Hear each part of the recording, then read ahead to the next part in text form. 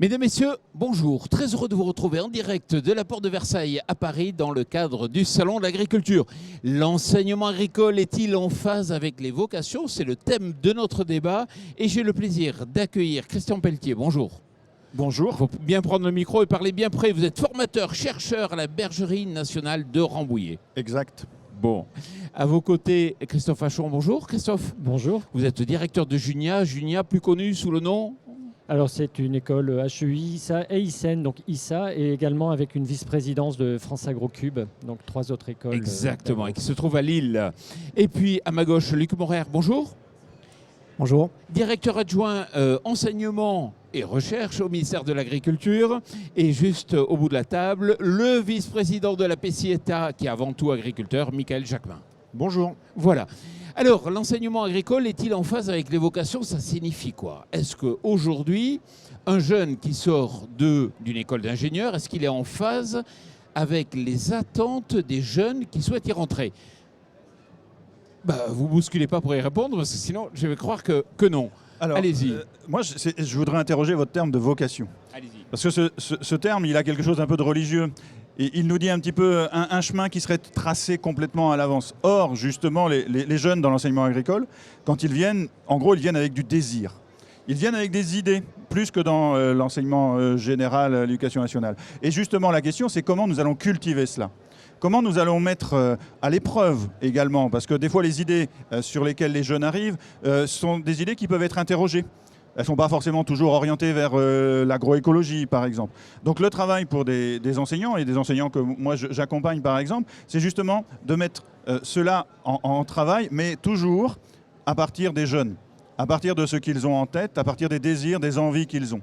Et donc si on prend le terme de vocation dans ce sens-là, on va dire qu'on est d'autant plus en phase que de temps en temps, on va au-delà de ce qu'ils espèrent, de ce qu'ils voient quand ils rentrent. Et c'est tant mieux d'ailleurs. Alors si je regarde par exemple chez Junia, vous avez fait évoluer énormément votre offre pour répondre à des attentes nouvelles. Expliquez-moi. Alors on a fait évoluer l'offre à la fois avec, comme tu le disais très justement, les profils des jeunes qui arrivent et ce qu'ils recherchent, parce qu'ils ont vraiment des désirs et ils ont des visions qui évoluent au cours de leur formation, mais bien souvent ils rentrent avec une image de l'agriculture qui les attire et sur laquelle ils ont vraiment envie de s'investir. C'est quoi? Protéger l'environnement? C'est quoi l'image? La partie environnementale est devenue vraiment intrinsèque. D'accord, ça veut dire qu'avant, effectivement, c'était en plus, il faut protéger l'environnement. Maintenant, c'est même plus une question qui se pose. Ça, c'est la première chose. On a aussi des jeunes qui sont très enclins à travailler avec la digitalisation. Et l'agriculture, la digitalisation, etc., c'est des choses aussi qui les attirent. D'accord, donc il faut trouver, pour nous, et le vrai travail, c'est de savoir à la fois cultiver cette idée, ce qu'ils ont envie de faire, tout en les orientant sans pour autant détruire leurs rêves. Voilà.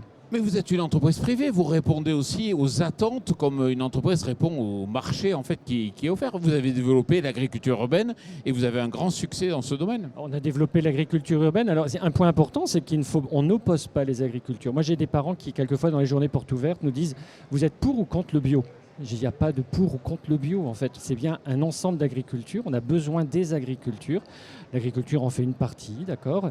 Et puis, on a aussi créé des nouveaux profils. Des jeunes qui aiment et le numérique et la biologie. On n'avait pas ces profils-là. Les entreprises nous ont dit, les startups notamment, on aimerait bien avoir des profils numérique et biologie. Et bien voilà, à la sortie du bac, on leur permet justement de travailler 2 profils qui n'existaient pas avant, quoi. Du côté du ministère de l'Agriculture et de la Direction générale de l'enseignement, on fait des études de marché pour comprendre quelles sont les attentes des futurs élèves? Alors on fait ça, on travaille beaucoup avec les professionnels en fait pour savoir, les professionnels, je dis au passage, l'enseignement agricole, il y a un quart des élèves, on a 220 000 élèves et apprentis, un quart qui se destinent à des métiers de l'agriculture, ça fait 3 quarts qui se destinent à plein d'autres métiers, tourisme, services, entretien de l'environnement par exemple. Et en fait, pour chacun des diplômes, on réfléchit c'est quoi les compétences que les professionnels désirent et on essaye de développer des référentiels qui permettent aux jeunes d'acquérir ces compétences-là. Il ne s'agit pas qu'ils apprennent à compter, qu'ils apprennent à lire ou à écrire. c'est pas ça qu'on veut leur transmettre en premier, on veut leur donner des capacités et c'est comme ça qu'on leur fait acquérir les savoirs en fait. D'accord. Vous vous intéressez bien sûr aussi aux débouchés, donc là on va quitter un peu la vocation et on va aller vers le besoin. Les agriculteurs ont des besoins, vous les connaissez bien, Michael Jacquemin. Vous êtes agriculteur, vous êtes vice-président de la PECITA et vous avez été aussi à l'origine de l'opération Farming Reality. Expliquez-moi. Oui, donc Farming Reality, c'est un concept de vouloir ramener dans la réalité, donc le monde virtuel, qui est le jeu, en l'occurrence Farming Simulator, qui est vraiment... on a des métiers passion. On a des métiers passion et on sait qu'on a énormément de passionnés derrière les écrans, des jeunes ou des moins jeunes. Ce jeu, il fait le buzz aujourd'hui et c'est une belle façon aussi pour nous d'attirer des jeunes ou des moins jeunes vers des vocations agricoles, de la production, de la transformation, l'amont, l'aval.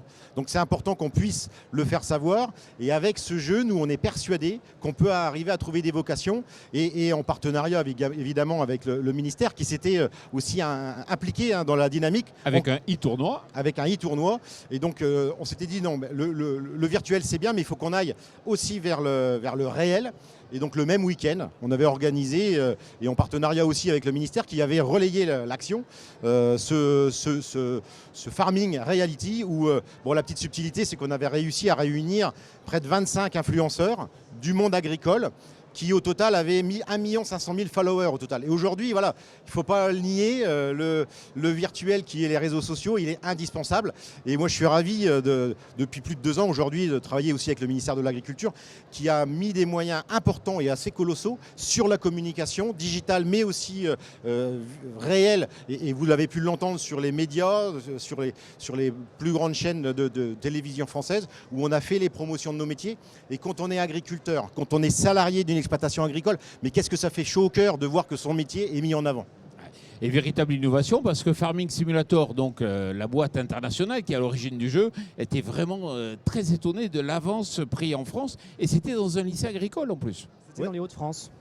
C'est ça, hein? C'est ça. C'était donc à Crésancy et quand on les a contactés, mais ils avaient même pas imaginé qu'on pouvait créer un Farming Reality et qu'on puisse pendant un week-end mobiliser autant de monde et qu'on ait ce hashtag Farming Reality. En fait, il a fait le buzz pendant un week-end. Donc on continue à travailler avec eux et je pense qu'on va pouvoir faire encore plus fort. Oui, au niveau international. Allez-y. Mais non, je disais, ils s'y attendaient pas et vous non plus. Et en fait, ça a été génial. Je pense que c'est ça l'enseignement agricole. C'est de saisir des opportunités et de les ancrer dans le territoire.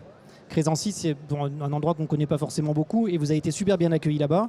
Et c'est aussi le génie des chefs d'établissement de l'enseignement agricole de lancer des dynamiques, mais c'est pareil avec les établissements du supérieur d'ailleurs, qui résonnent avec le territoire. Et pour rebondir sur la notion de vocation, beaucoup de jeunes aujourd'hui, ils ont envie de s'engager. Ils ne savent pas forcément encore dans quoi, mais ils ont envie de s'engager. Et ce que l'enseignement agricole sait faire, c'est leur faire révéler leur talent en fait. Alors si j'ai accueilli Christian Pelletier, c'est pas pour rien, parce que j'aime bien le travail que vous faites, notamment dans l'interaction entre les réseaux sociaux que vous étudiez et l'utilisation pédagogique ou par les enseignants des youtubeurs, des influenceurs, des contenus disponibles sur les réseaux sociaux, et ça fait le lien avec le sujet précédent.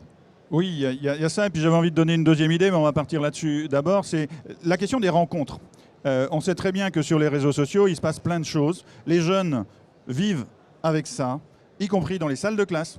Et c'est sûr que si les enseignants ne vont pas vers ce vers quoi eux, ils vont naturellement, la relation, la distance va accroître. Et donc, c'est pour ça qu'on a monté un groupe de travail qui est d'ailleurs soutenu par la Direction générale de l'enseignement et de la recherche pour aller explorer cette rencontre et surtout à quelles conditions la rencontre peut se faire.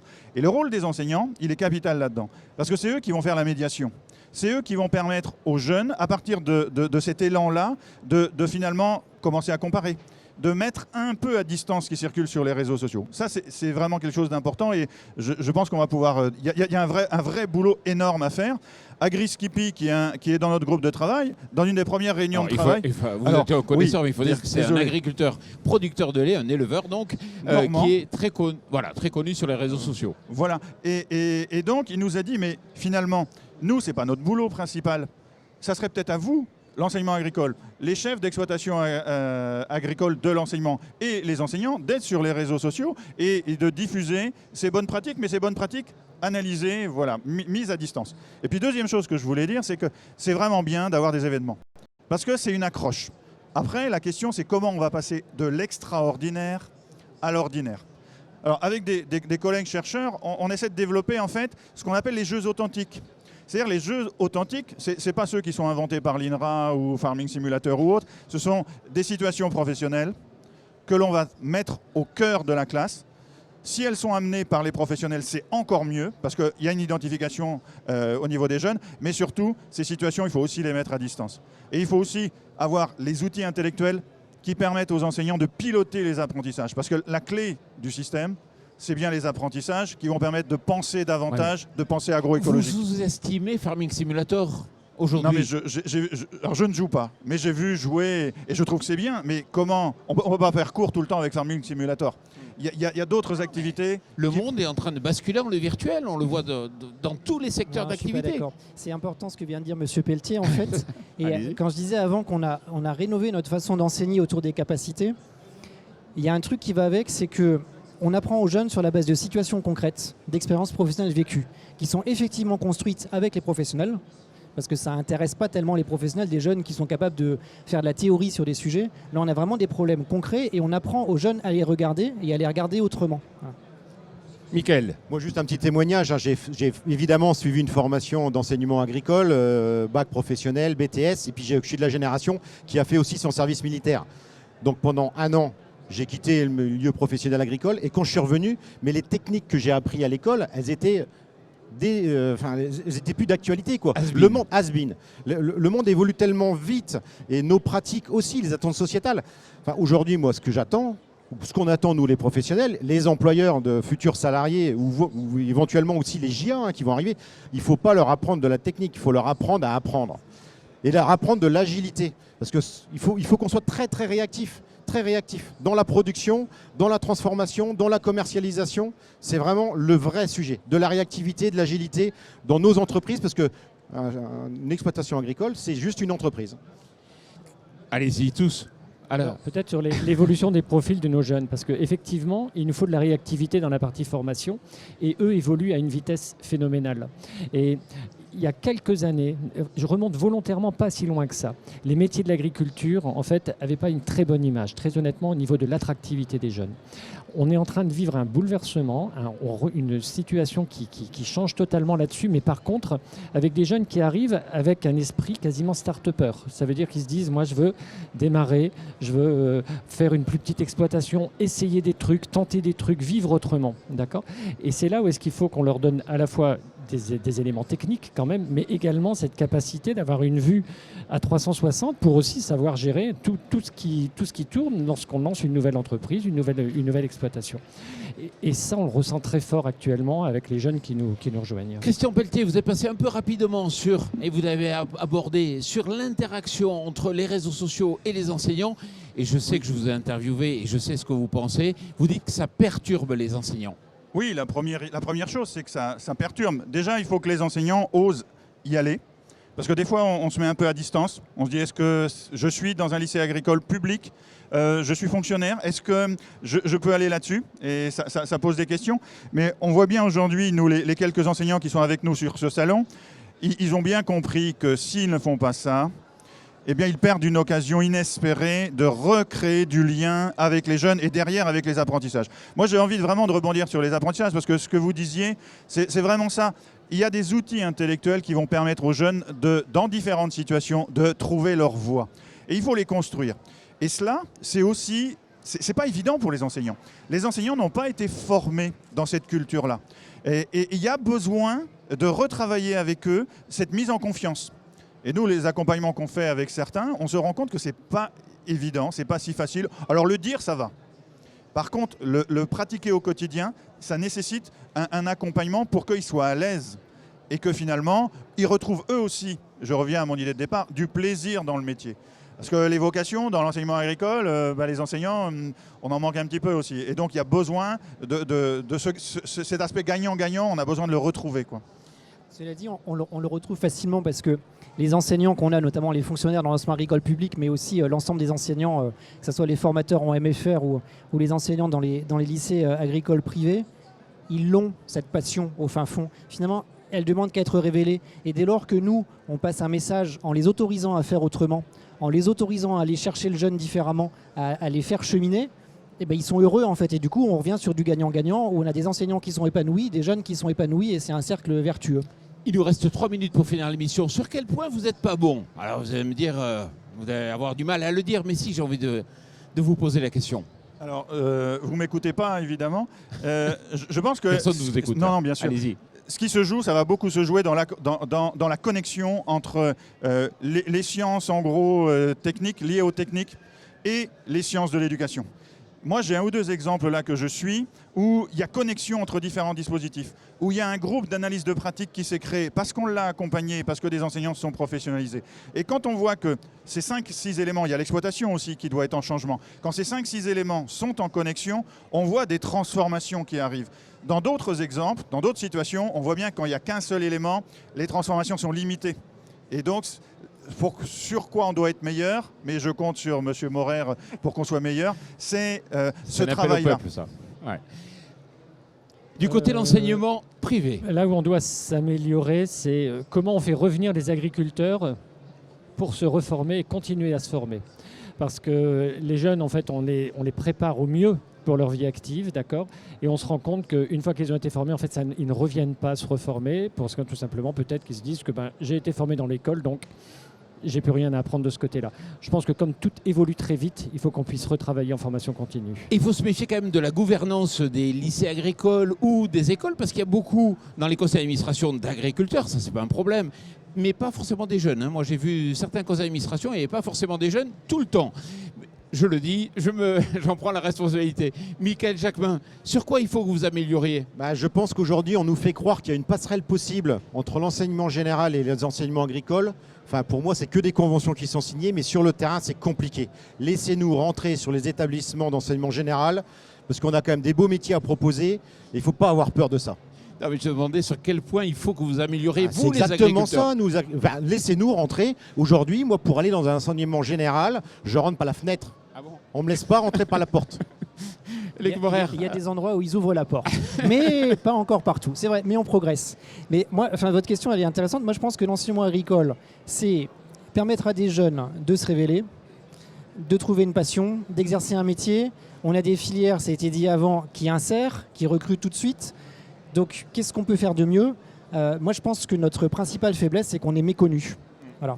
Et il faut qu'on s'améliore sur la façon de communiquer, parce que quand on regarde tous les exemples, on en a encore vu plein aujourd'hui au salon, de jeunes qui s'épanouissent, on se dit c'est super, de professionnels qui recrutent des jeunes qui sont engagés, qui en sont ravis, c'est super. Donc ce qui manque, c'est se faire mieux connaître, d'où notre logo, l'aventure du vivant et toute la communication que vous avez là qu'on sur le développe autour devant. de ça. Je regardais, c'est quand même de la com, ça c'est bien, bravo. Il y a quand même un point où vous n'êtes pas du tout présent. Je suis sûr que la matière dont je vais vous parler, il n'y a personne qui le travaille. Et pourtant c'est une matière d'avenir, mais ça rejoint un peu ce dont on parle. Il y a des agriculteurs et les agriculteurs, des fois, ils n'acceptent pas le changement. La viande cellulaire, vous avez une formation sur la viande cellulaire en école d'ingénieur? On s'est longuement posé le sujet. Ah, vous êtes posé On a la question, pas- moi. Oui, très fortement, au niveau de la recherche, etc. Est-ce qu'on se lance dessus? On a pris la décision, nous, de ne pas le faire. Pourquoi? D'accord. Pour des raisons à un moment, dans le métier de l'agriculteur, etc., on est très tourné vers le bien-être animal, etc. Mais de passer sur la viande cellulaire en recherche, on s'est dit non, on ne va pas le faire. Et deuxième chose, on ne peut pas non plus partir dans tous les axes de recherche. Ça veut dire qu'à un moment, il faut être très bon là où on est. Donc il faut faire des choix stratégiques. Ce choix-là, on a fait de ne pas y aller. C'est bien. Moi, je pense qu'il y a un problème dans la sémantique. On est sur un complément nutritionnel. Ah oui, ça c'est l'agriculteur qui parle. Mais peut-être demain, ça sera l'essentiel du marché de l'élevage. Je ne le souhaite pas, mais on peut se poser la question. En tout cas, merci beaucoup, messieurs, d'être venus ici parler et débattre de cette question. Et puis surtout, merci à vous.